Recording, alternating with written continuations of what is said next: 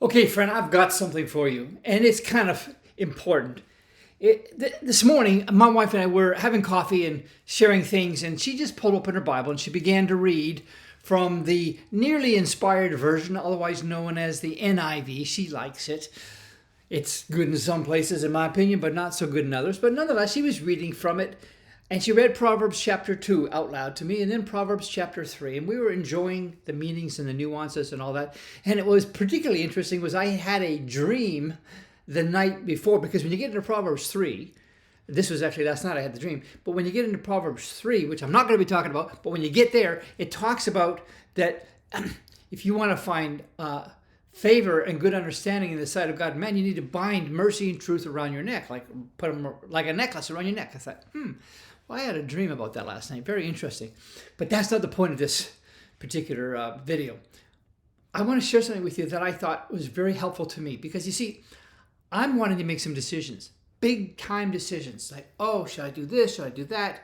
And it has to do with what direction I'm going to be taking, what I'm going to be sharing, because I've discovered something so deep. I haven't done very many blogs recently because I found this huge opening in the ocean. It's like a blue hole, and there's this wealth of understanding and knowledge and wisdom that I had never seen before, and I'm just swimming in it, and it's so overwhelming. I haven't really posted much, but I'm going to hopefully do more of that, and that's exactly what I'm doing today. But the verse I want to call your attention to was in Proverbs chapter 2, verse 3 to 5. And depending on the translation, it goes something like this.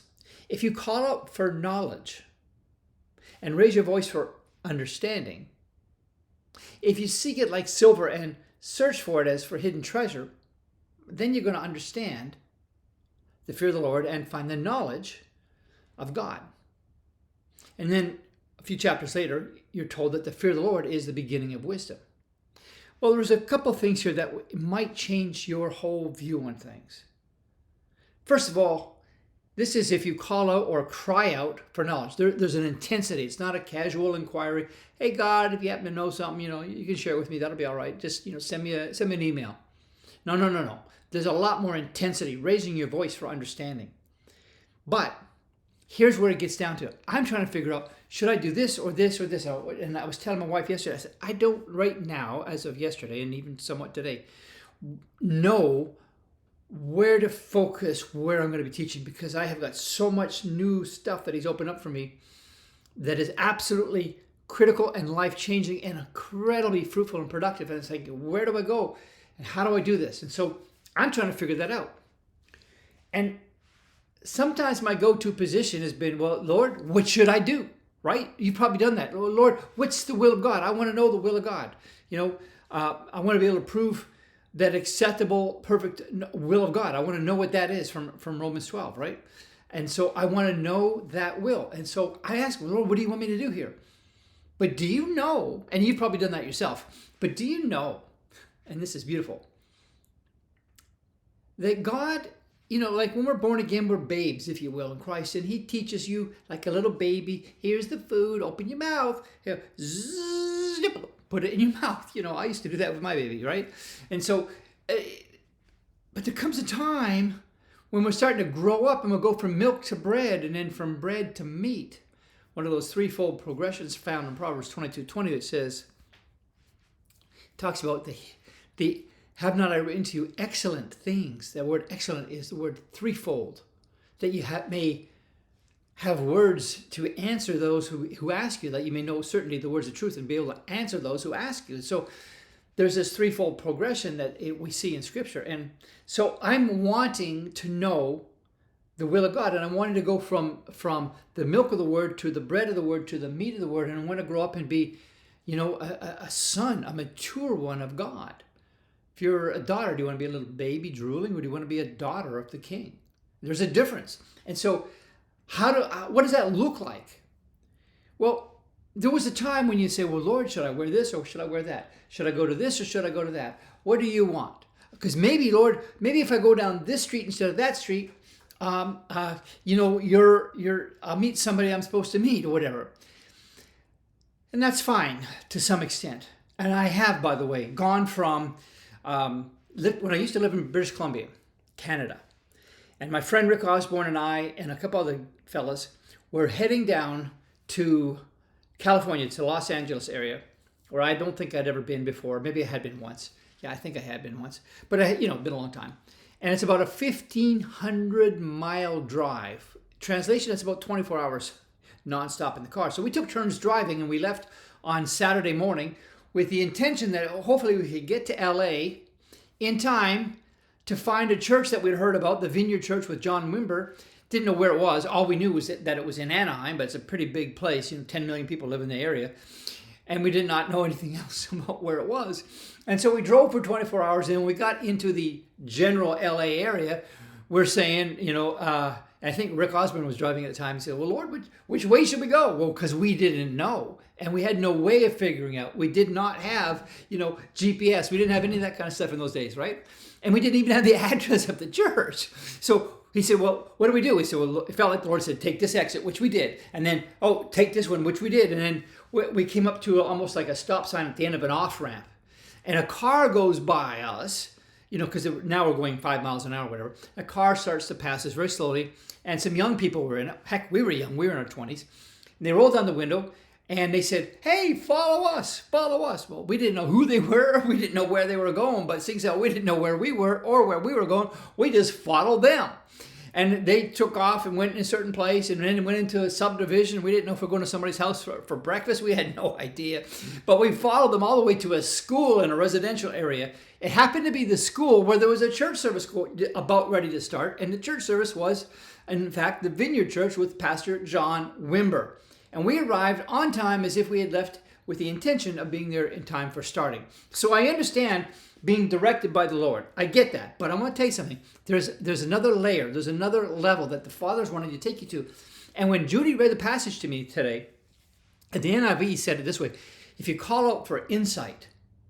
Well, I thought, wait a minute. I had not heard that before because I was reading different translations. Some translations say knowledge. Some people, some translations have other words. But the point is, I heard insight. And I thought, wait a minute. I need insight to what I should do.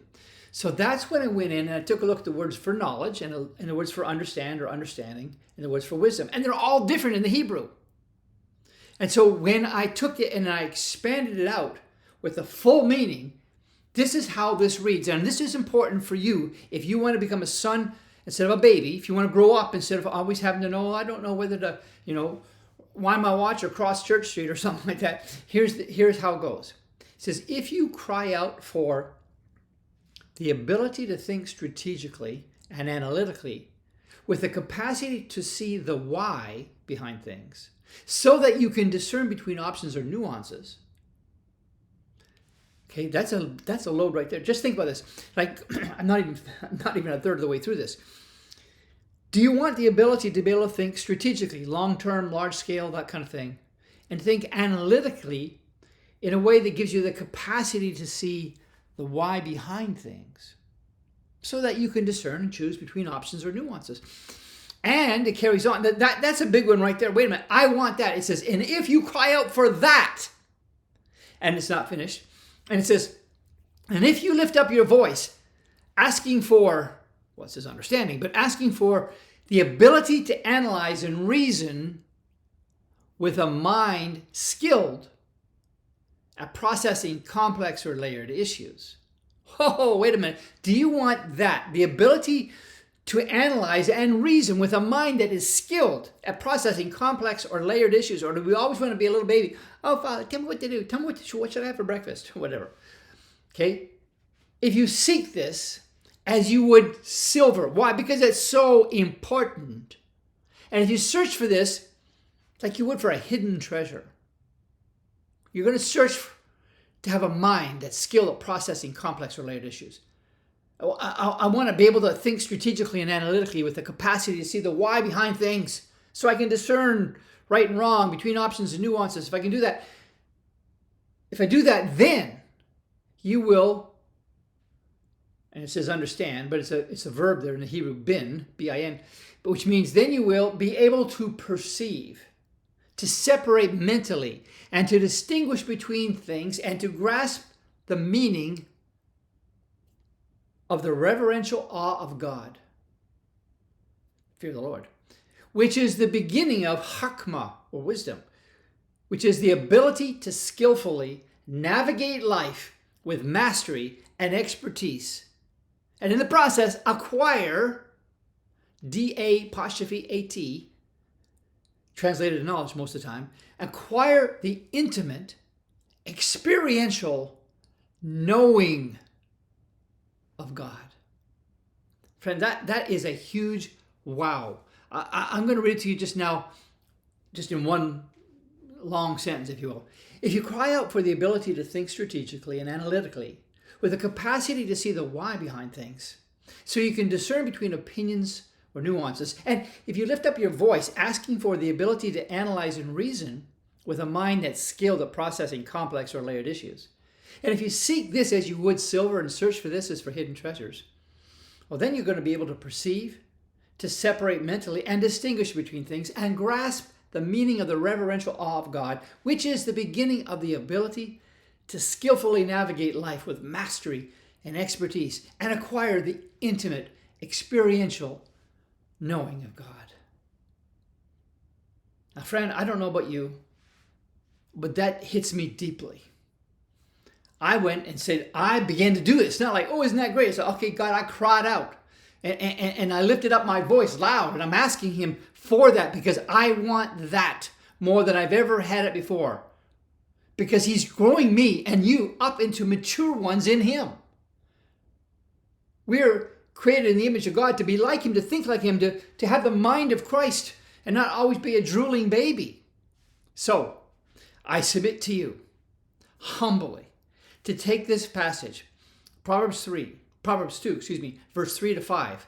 And then I wove in there Proverbs 9, verse 10 about the fear of the Lord is the beginning of wisdom.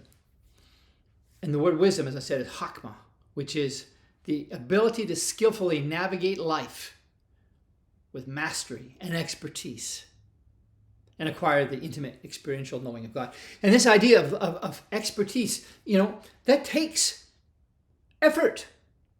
This is where we throw ourselves into something and we, like anything we're doing is worth doing poorly until you can do it well.